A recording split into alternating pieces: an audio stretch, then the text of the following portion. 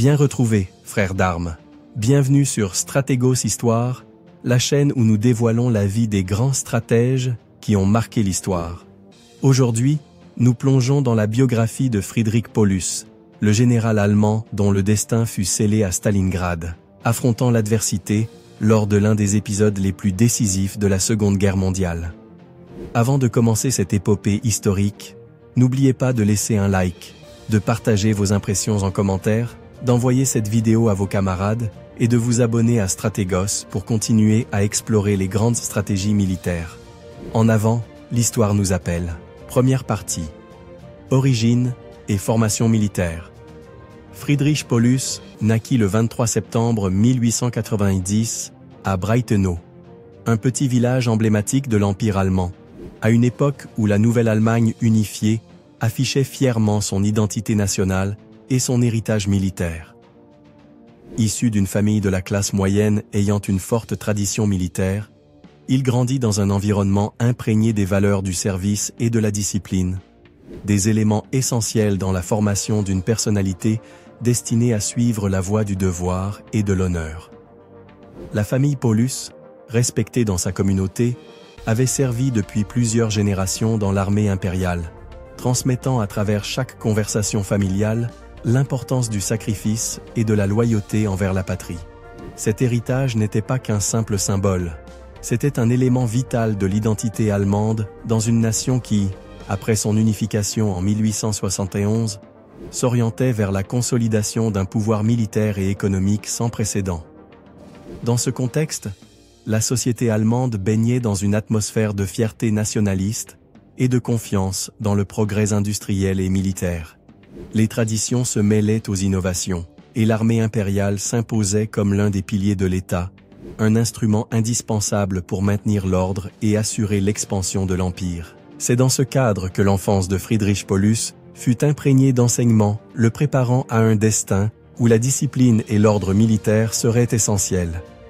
La famille Paulus était reconnue non seulement pour son engagement dans l'armée, mais aussi pour son attachement à l'éducation et au développement intellectuel de ses enfants. Dès son plus jeune âge, Friedrich fut exposé aux récits de bataille et aux histoires héroïques de ses ancêtres, éveillant en lui une fascination profonde pour la vie militaire. On disait qu'à table, entre l'arôme du café et le murmure des discussions sur le devoir, on évoquait les exploits des officiers illustres, tout en insistant sur la valeur du sacrifice personnel. Ces narrations familiales forgèrent en lui la conviction que la carrière militaire était bien plus qu'un choix professionnel. C'était une vocation sacrée, un moyen d'honorer la mémoire des générations précédentes et de servir la grandeur de la patrie. Son inclination naturelle pour l'armée se manifesta très tôt à travers son éducation.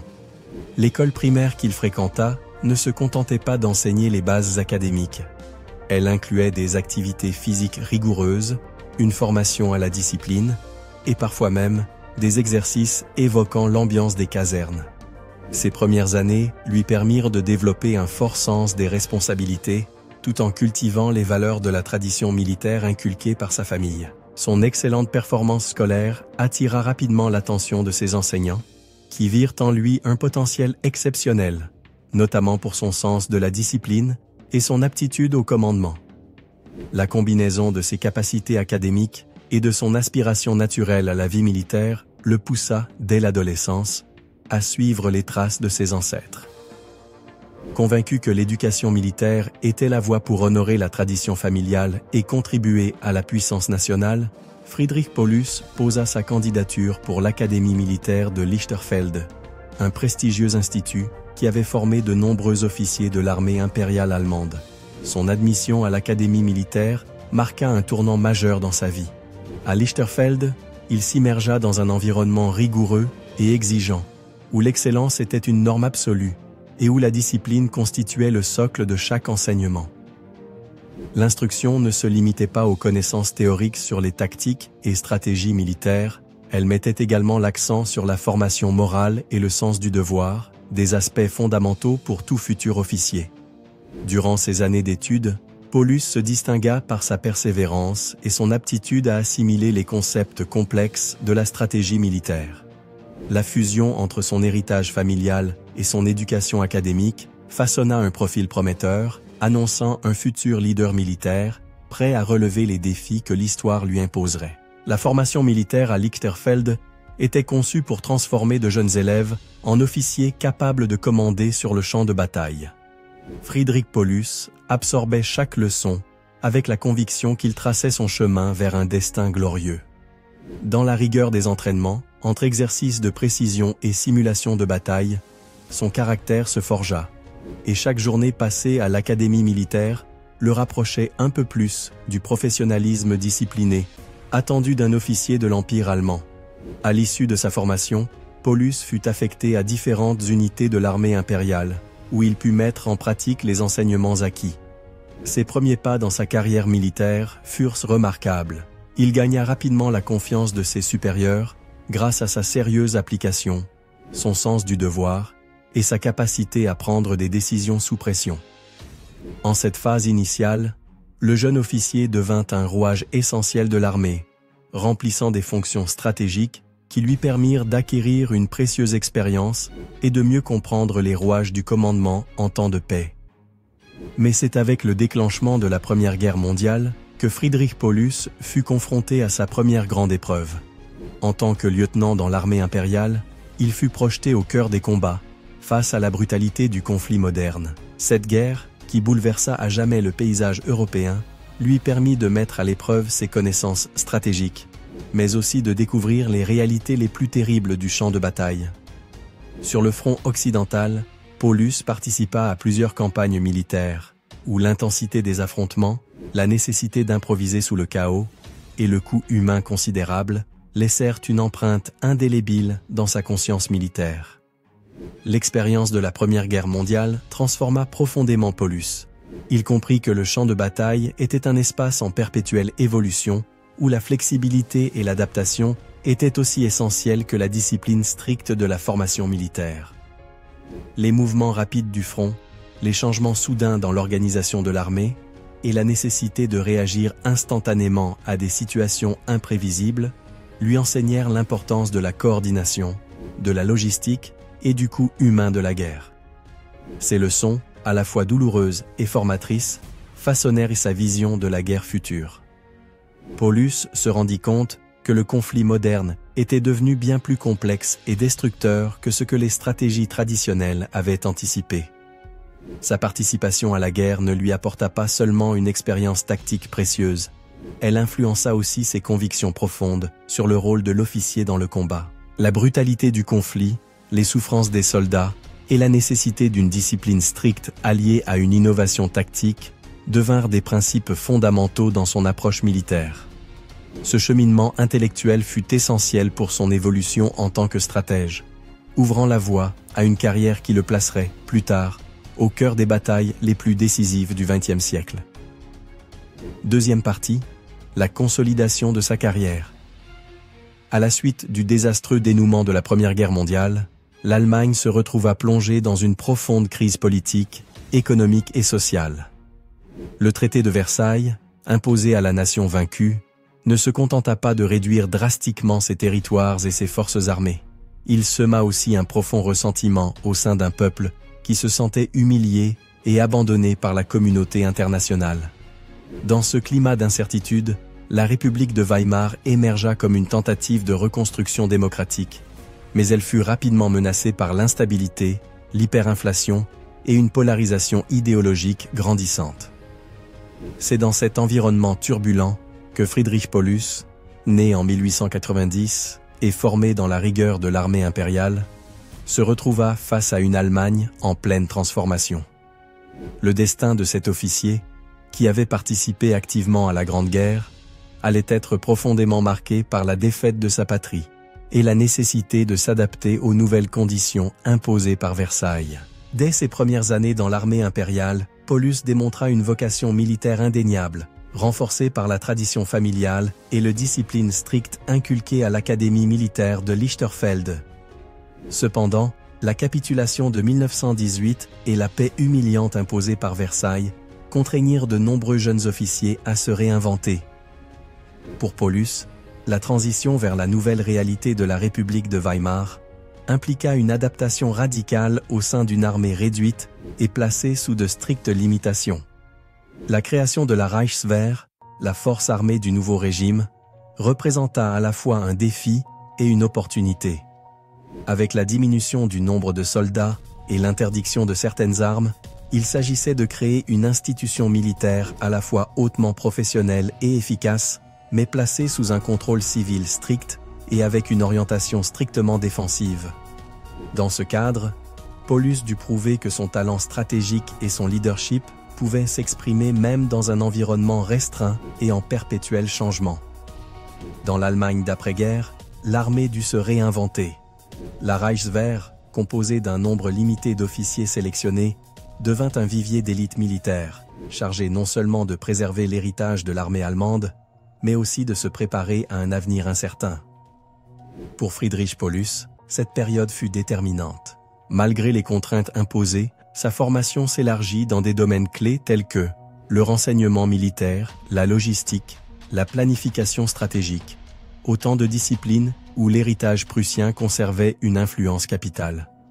L'enseignement stratégique prussien, mettant l'accent sur la discipline, la coordination des mouvements de troupes et l'importance du facteur temps, marqua profondément sa vision militaire. Les leçons apprises dans le feu de la Première Guerre mondiale se mêlèrent aux méthodes innovantes que la Reichswehr tentait d'instaurer. Paulus s'illustra par son intelligence et sa capacité d'adaptation, devenant rapidement une figure respectée au sein de cette armée en reconstruction. Pendant ses années de service sous la République de Weimar, Paulus gravit progressivement les échelons de la hiérarchie militaire. Son travail dans le renseignement et la logistique fut reconnu comme essentiel pour la modernisation de la défense allemande, dans une période où la stabilité du pays restait fragile. Ces années passées au sein de la Reichswehr furent un véritable laboratoire d'expérimentation, où chaque mission et chaque exercice renforçait ses capacités de planification et d'exécution militaire avec une précision absolue. Confronté à un manque de ressources et à la nécessité de maximiser l'efficacité d'une armée réduite, Paulus développa des méthodes innovantes, tirant parti de chaque opportunité pour démontrer sa valeur dans un contexte de rivalité interne et de restructuration permanente. Parallèlement, l'ascension d'Adolf Hitler et la montée en puissance du parti nazi commencèrent à redessiner radicalement le paysage allemand. La fragilité de la République de Weimar facilita l'émergence des mouvements nationalistes, en particulier du régime nazi, qui promettait de restaurer la grandeur allemande après l'humiliation de Versailles. Paulus, dont la carrière s'était jusqu'alors développée dans le cadre de la tradition militaire allemande, se retrouva face à un dilemme: s'adapter à la nouvelle réalité politique, dominée par une idéologie radicale et des transformations profondes du pouvoir d'État. L'influence grandissante d'Hitler se fit sentir dans chaque rouage de l'appareil militaire. Tandis que certains officiers se laissèrent séduire par la vague de nationalisme exacerbé, d'autres, comme Paulus, firent épreuve de prudence et d'adaptabilité. Avec la création de la Wehrmacht, la nouvelle force armée du Troisième Reich, Paulus prit la décision d'intégrer ce nouvel instrument militaire, une décision qui marquerait un tournant majeur dans sa carrière. L'intégration à la Wehrmacht impliqua une redéfinition des rôles militaires, une réévaluation des stratégies de défense et d'attaque, une adaptation aux ambitions expansionnistes du régime nazi.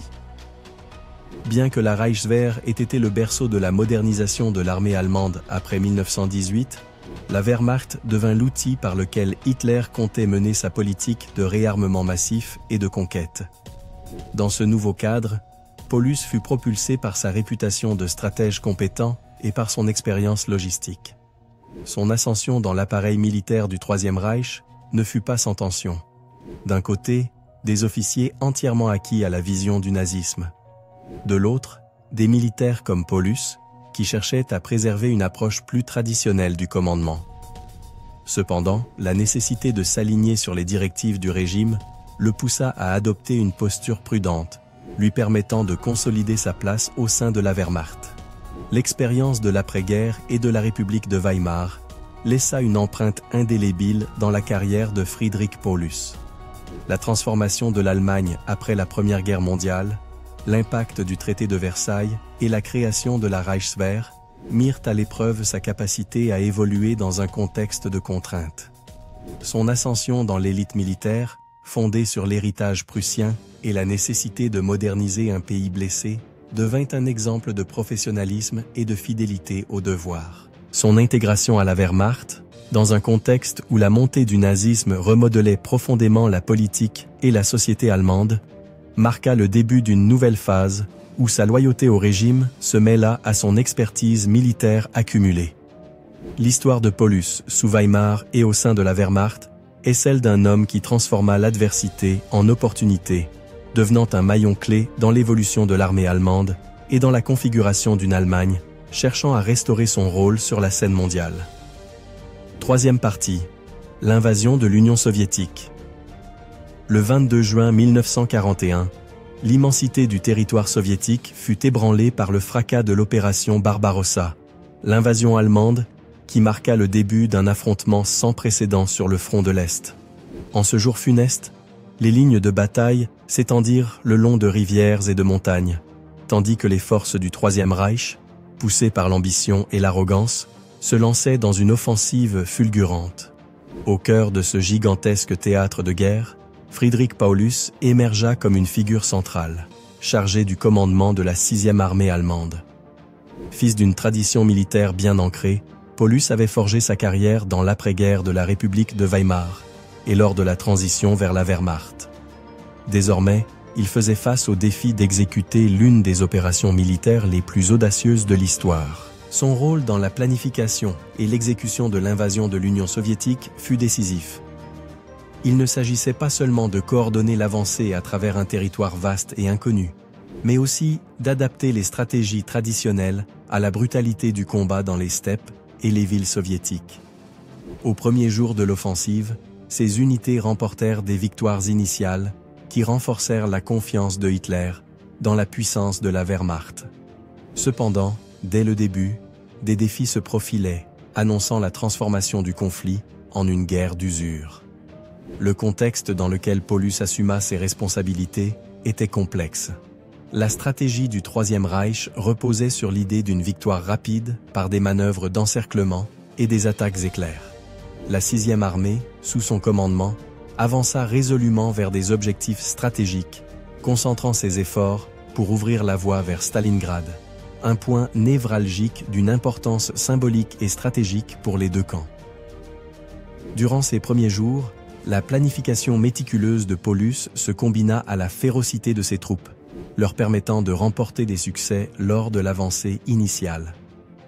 Néanmoins, l'immensité du terrain hostile, conjuguée à la résistance organisée d'un ennemi refusant de céder, commençait à mettre à l'épreuve la logistique et les capacités tactiques de son commandement. L'opération Barbarossa ne se réduisait pas à une simple série de mouvements de troupes. Elle était le prélude à un affrontement de volonté, où la capacité d'adaptation et la vision stratégique des commandants allaient se jouer à chaque instant. Durant les premiers jours de l'invasion, la 6e armée de Paulus se distingua par sa capacité à exploiter les faiblesses initiales de l'armée rouge. Avec une approche alliant discipline prussienne et organisation rigoureuse, Paulus parvint à consolider des positions dans des zones clés, avançant avec détermination vers Stalingrad. La ville, qui portait le nom du dirigeant soviétique, représentait un objectif hautement symbolique et stratégique. Pour Hitler, s'emparer de Stalingrad signifiait non seulement un coup porté au moral de l'ennemi, mais aussi la consolidation de l'hégémonie nazie à l'Est. Cependant, dès le départ, la stratégie de Paulus se heurta aux réalités du champ de bataille. Le terrain devenait de plus en plus inhospitalier. Les lignes de ravitaillement s'étiraient dangereusement, et le climat impitoyable de la steppe russe marquait chaque avancée. L'approche stratégique de Paulus dans l'offensive vers Stalingrad se caractérisa par l'emploi de tactiques d'infiltration et par l'occupation rapide de positions clés, visant à couper les lignes d'approvisionnement ennemies. Durant les premières semaines, ces unités remportèrent plusieurs victoires qui semblaient annoncer un triomphe imminent. Cependant, à mesure qu'elles se rapprochèrent de la ville, la résistance soviétique s'intensifia considérablement. Le combat se transforma en une lutte acharnée pour chaque bâtiment et chaque rue, et l'offensive, qui avait débuté sous de bons auspices, se heurta à un adversaire implacable, utilisant la ville comme une forteresse. La prise de Stalingrad devint ainsi le tournant qui transforma le conflit en une guerre d'usure, forçant les forces allemandes à prolonger une campagne qui épuiserait leurs ressources et minerait leur morale. Le siège de Stalingrad fut un épisode d'une brutalité et d'un désespoir inouïs. Les conditions du rude hiver soviétique, combinées à l'absence de lignes d'approvisionnement stables, plongèrent la 6e armée dans un chaos logistique, une pénurie de vivres et de munitions, et une fatigue grandissante parmi les troupes. En interne, les tensions commencèrent à émerger. Les ordres de Hitler, souvent contradictoires, contraignaient Paulus à poursuivre l'offensive coûte que coûte, tandis que l'encerclement devenait une menace de plus en plus tangible. Lors des réunions de commandement, l'atmosphère s'alourdissait, alimentée par des débats houleux sur les priorités et la faisabilité de l'offensive. Certains officiers critiquaient ouvertement la stratégie, avertissant que la prolongation du combat pourrait s'avérer désastreuse, tandis que d'autres plaidaient pour un ultime effort afin de briser l'encerclement soviétique. Paulus se trouvait au cœur de cette tempête. D'un côté, il devait obéir aux ordres de Hitler, et de l'autre, il affrontait la dure réalité d'un ennemi capable d'infliger des pertes massives et de transformer la bataille en un siège d'usure. La pression psychologique sur Paulus s'intensifia à mesure qu'il devenait évident que la conquête de Stalingrad ne serait pas aussi rapide que prévu. Le manque de ressources, les difficultés à maintenir les lignes de ravitaillement et les critiques croissantes au sein même de son commandement créèrent un climat d'incertitude. La structure de commandement, autrefois solide, commença à se fissurer, et la méfiance entre les officiers compliqua davantage l'exécution des ordres. La stratégie de Paulus, qui avait brillé dans les premiers jours de l'invasion, se heurta désormais aux réalités implacables du siège et aux ordres contradictoires émanant du haut commandement nazi, lequel semblait ignorer les conditions du terrain et les impératifs logistiques d'une armée en plein combat. La situation atteignit un point critique lorsque les ordres de Hitler devinrent une pression insoutenable pour Paulus. L'insistance à capturer Stalingrad à tout prix contraignit le commandant à prendre des décisions qui, rétrospectivement, furent déterminantes pour le destin de la 6e armée. Malgré les preuves que la prolongation du siège menait à une spirale descendante en termes logistiques et humains, Hitler exigea la poursuite de l'offensive, ignorant les avertissements de ses propres officiers.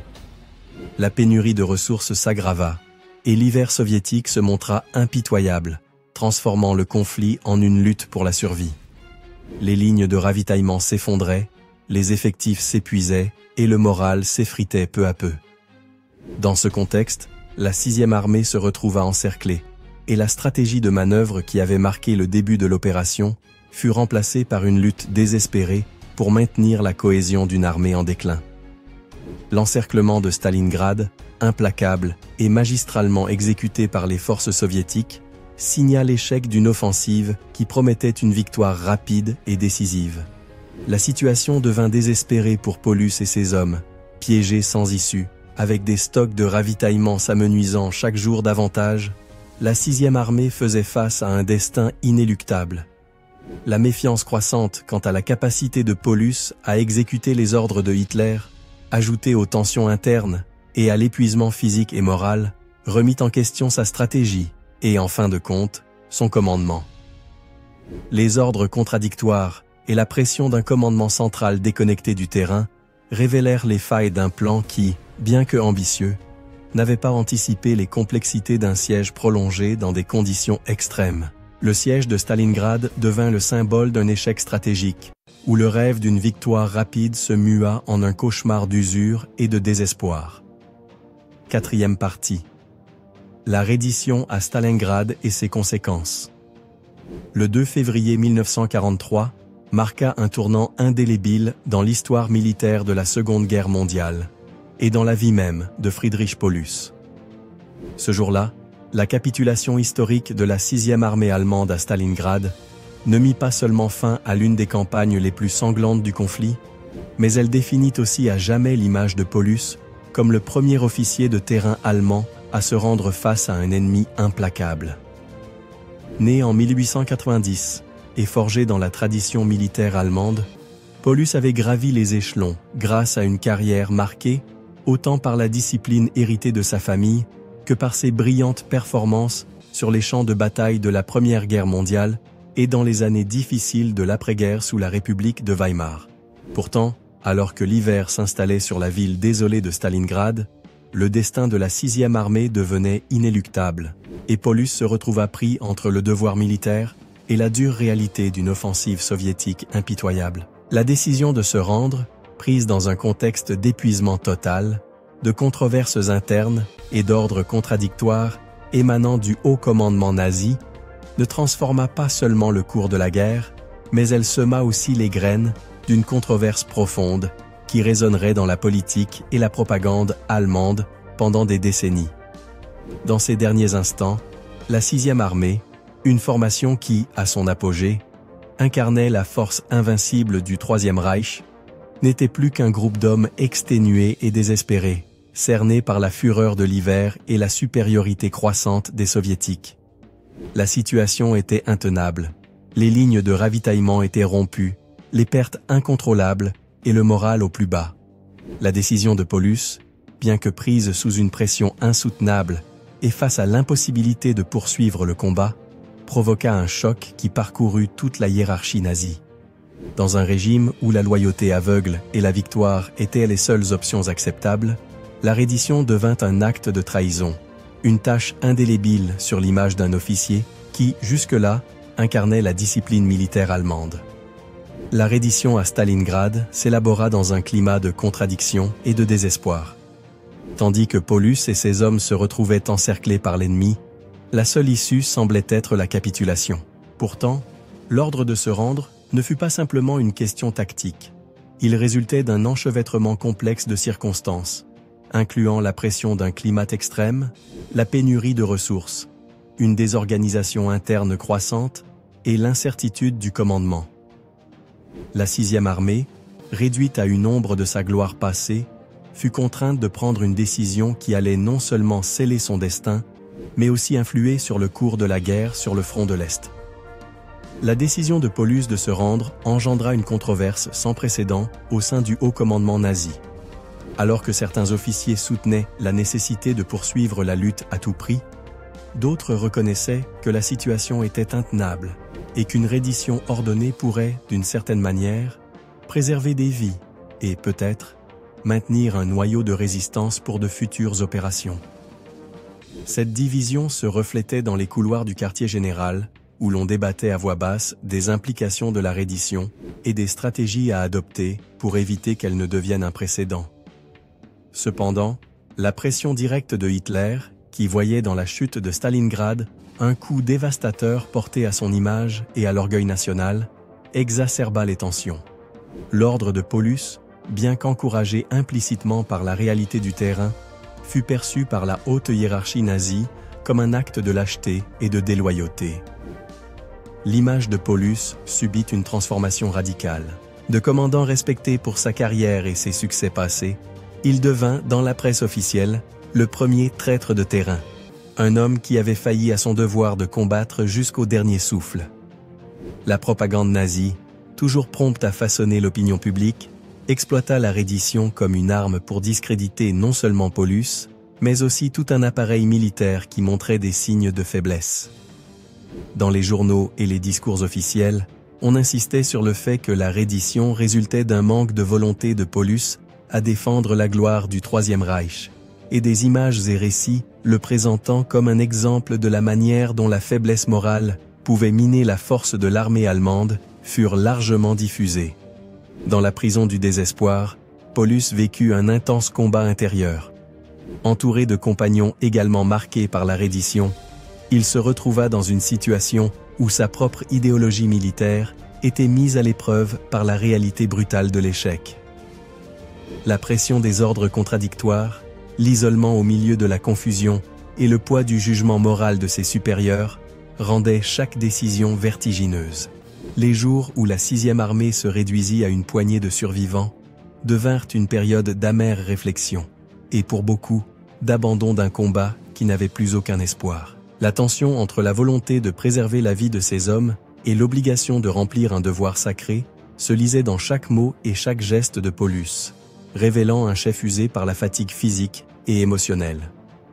En captivité, la situation de Paulus se compliqua encore davantage. Tandis que la propagande nazie le désignait comme un traître, les autorités soviétiques le traitèrent avec un mélange de méfiance et de curiosité. Sa figure en détention devint un symbole ambivalent. D'un côté, il incarnait l'échec du Troisième Reich à un moment critique. De l'autre, ses connaissances militaires et son expérience étaient perçues par certains cercles comme une ressource exploitable à des fins de propagande. Cependant, sa relation avec ses anciens camarades d'armes fut irrémédiablement brisée, et des rumeurs de collaboration ou de complicité avec les soviétiques commencèrent à circuler, exacerbant les tensions tant à l'intérieur qu'à l'extérieur du régime nazi. La reddition de Friedrich Paulus à Stalingrad laissa un héritage complexe et profondément ambivalent, qui continue d'être débattu dans les annales de l'histoire militaire.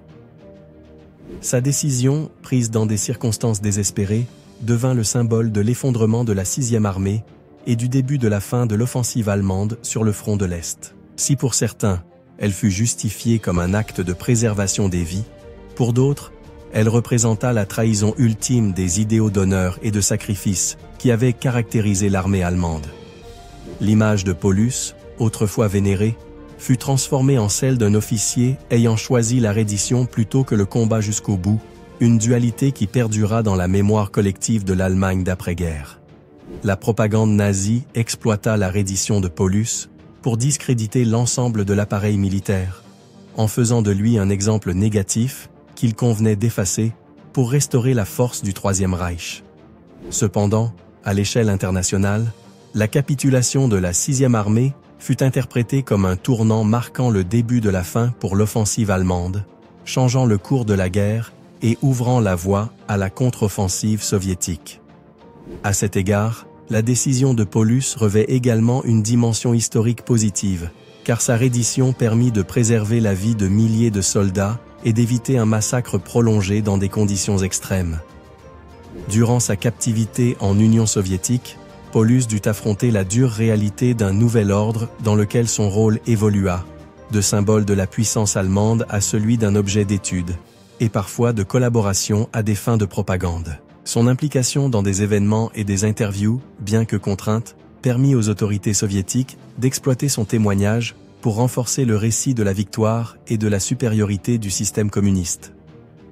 Ce rôle ambigu, oscillant entre humiliation et collaboration, illustra la complexité de son destin personnel et professionnel.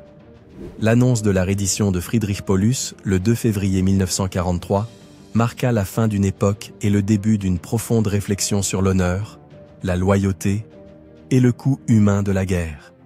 5e partie, le retour en Allemagne et sa mort.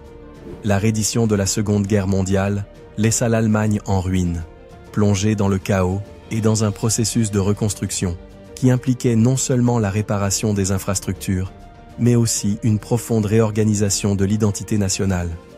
Dans ce contexte troublé, Friedrich Paulus, celui-là même qui avait commandé la 6e armée à Stalingrad et dont la reddition avait marqué l'un des épisodes les plus controversés du conflit, vécut plusieurs années comme prisonnier de guerre en Union soviétique. Pourtant, son histoire ne s'acheva pas en captivité. Après de longues années d'enfermement et l'amère expérience du siège, Paulus fut libéré et retourna dans une Allemagne qui n'était plus celle qu'il avait connue avant la guerre. Ce retour, chargé de tensions et de profondes contradictions, s'inscrivit dans un contexte de dénazification, de recherche de réconciliation, avec un passé jonché d'erreurs et d'une nouvelle tentative de forger une identité allemande au milieu de la dévastation. Le retour de Paulus se fit au sein d'une société fragmentée. L'Allemagne de l'après-guerre était soumise à un processus de dénazification visant à purger l'appareil d'État et la société des traces du régime nazi. Les tensions internes étaient palpables. D'un côté, existait un ressentiment envers ceux qui avaient activement participé au pouvoir totalitaire, et de l'autre, l'impérieuse nécessité de reconstruire une nation blessée et humiliée par la défaite. Dans ce climat, le retour d'un officier aussi notoire que Paulus fut accueilli avec un mélange d'incrédulité, de condamnation et, dans certains cercles, d'une étrange compassion. Pour beaucoup, il symbolisait non seulement la défaite de Stalingrad, mais aussi la trahison et l'échec d'un système militaire qui avait conduit l'Allemagne à sa ruine. Cependant, d'autres voyaient en lui un homme pris au piège de circonstances extrêmes, un officier qui avait pris des décisions dans un contexte de désespoir et d'épuisement. Son retour en Allemagne marqua le début d'une intense phase de réflexion et d'adaptation. En foulant de nouveau le sol allemand, Paulus se retrouva face à une nation en reconstruction, cherchant à concilier un passé sombre avec la promesse d'un avenir différent. La société, divisée entre ceux qui voulaient oublier et ceux qui exigeaient justice, montrait une attitude ambivalente envers l'ancien commandant.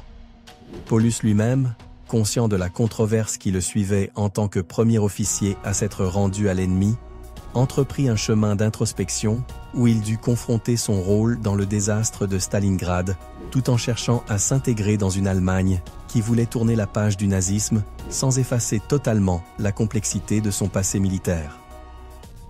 La libération de Paulus et son retour dans l'Allemagne d'après-guerre déclenchèrent de vifs débats au sein des cercles militaires, politiques et sociaux.